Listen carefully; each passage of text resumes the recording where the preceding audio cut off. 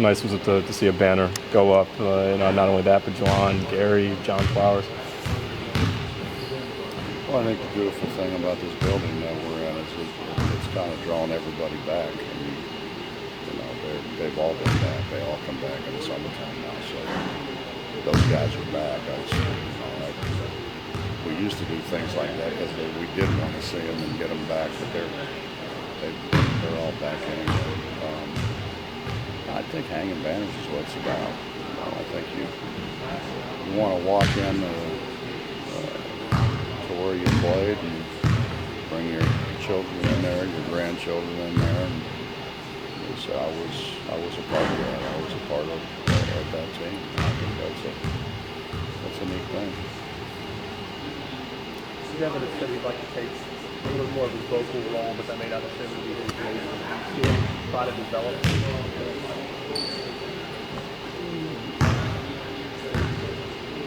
Devin gets vocal occasionally. Devin got vocal occasionally a year ago.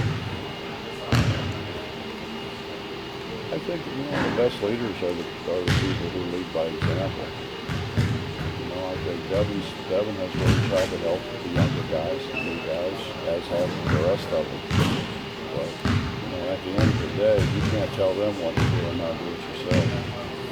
And I think Devin has really worked hard at the craft. What sort of discussions have you had with Javon? Manning that point guard role, and I know you were saying during your last press conference you've had scoring point guards in the past. Can he be one of those? Well, I think he's going to score. What I told him was try to throw it to the guys have the same color shirt you have on.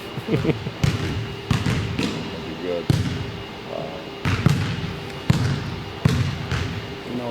It's to give you an analogy, it's like coaching a quarterback. You know who's supposed to come open first, who's supposed to come open second, and then if they're not there, what to look for. And that takes some time, particularly when with our guys, because virtually everybody we recruit they were scorers. And there's nothing wrong with having a guy at the point who scores as long as you get other people involved and you get us an offense and you run the things that we ask you to run. And it takes a little bit of time.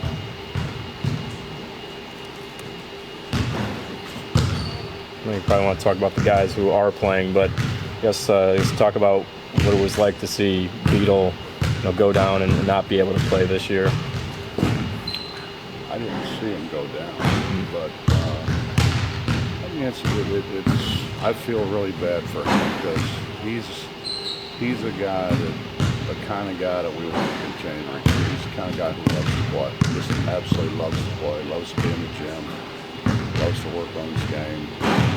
Played really well in the Bombs, played probably better than we all expected for him to play. So I feel bad for guys like that, guys that it means so much to.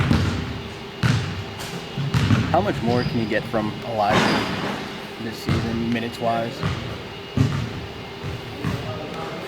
Well, I tried to explain to him a year ago and explain to all of them, Wani and everybody else, you're not going to play as many minutes, you're going to play the same amount of possessions. So I don't want to look at it as minutes. I want to look at it as possessions, because when you're playing faster, which we're trying to play faster, we're trying to make other people play faster, obviously you're going to have more possessions. So you could actually play 27, 28 minutes instead of the 39 minutes that Wani played the year before and have the same amount of possessions, or relatively the same amount of possessions. So, no, we expect Elijah to play as many, let me answer it honestly, as many as he can play, hard. When I look out and they're jogging down the floor, then, that means they're tired, I got to get them out. Adrian certainly didn't look shy on Saturday night. Do you want to see that kind of aggressiveness offensively from the season? He shot the ball really well. He shouldn't shoot very well for the way he's been shooting. He shot the ball really well. if you can take, basically being down our 4 guys, if you put numbers on them, we very rarely ever do that. But if you can take that guy and get him out of the lane and they have to guard him, that just opens it up to get the ball around you. Often when the whistles start blowing for hand checking, that's the way everybody's going to play. And to have a 4 guy who can make shots is invaluable. What's the biggest jump in Tariq's game? He's worked really hard at shooting the ball. He's worked really, really hard at shooting the ball. He's been in the gym more than anybody has. I think his understanding.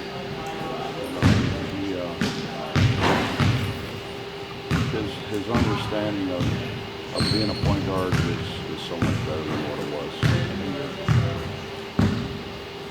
Tariq's one of those guys, though, that his junior college coach said, we can go in the gym and you can pick, any 5 guys, and I'll take Tariq and whatever 4 is left, and he'll still win. and I, that's when I said, we got to. There are guys that they just win. I think he's one of those guys. Daxter was a guy who showed a lot of flashes last year. I mean, during that scrimmage, he seemed to be one of the most dominant offensive players on the floor. What can he do this year to change his game? Take good shots. In all honesty, I think he and JC are capable of being, instead of being, in the low 40s and high 30s, they could be in the high 40s, because they're going to get some easy baskets. But at the same time, I think they can become so much more efficient with their game. They have a tendency to force things sometimes and take shots that really aren't sometimes in their best interest or ours. And I think shot selection, just as they learn, I think, more and more and more what it takes. I just glanced upstairs. I just looked at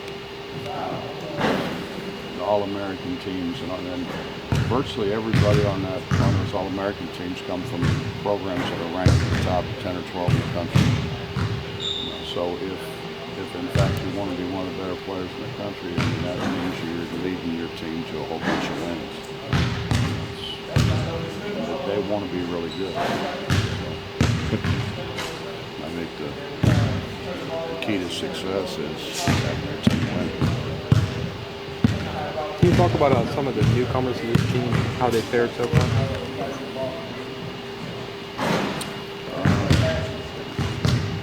We only have 3, right? Beatles hurt, so they're learning. People are bigger, stronger, faster than they've played against. And then you come in, I think you get a false sense of security because you come in and you play open gym, and open gym doesn't have the same intensity level that it does when you're playing for possessions. You want to play as many possessions as you can play, and it becomes very competitive. Well, then all of a sudden you find out how big and how strong and how fast and how quick guys get to the ball and how long guys are. And I think the common denominators is our young guys, our new guys, generally have more balls deflected than anybody else because they're just not used to, 1, the speed of the game, and 2, the length of the people. So they're all getting used to that. I mean, they're all getting a dose of kind of what they've done to other high school guys. I think he's his greatest attribute is he's got a great understanding how to play. And I think eventually he's going to be a guy we can put the ball in his hands and he'll make good decisions. Lamont shoots the ball really well for whatever he is, 6'7", 6'8" guy. Tavon's trying to find his way. I think Tavon's disadvantage was he didn't go to the Bahamas with us. He wasn't here for the practice. He wasn't here, in the summertime. Other guys were. That puts you behind. We were talking a few times last year about if it got to a point where you just got to say we're going to go man to man and you guard him, that there were times that you probably wouldn't have liked that last year. I'm wondering, a year later, are they better at that aspect? Come up with one. Just not. I'm as confused, I think, as they are. I talked to people who had some scrimmages, and